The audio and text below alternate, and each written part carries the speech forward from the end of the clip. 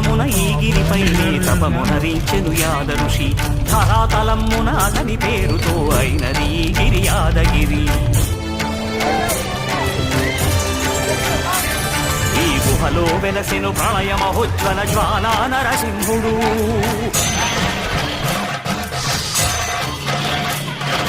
భక్తాభీష్టములన్నీ తీర్చే లక్ష్మీ నరసింహుడు.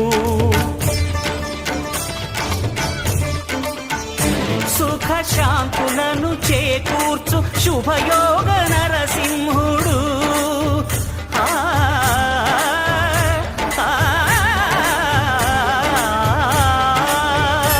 సుఖ శాంతులను చేకూర్చు శుభయోగ నరసింహుడు. నమో నమః నమో నమః.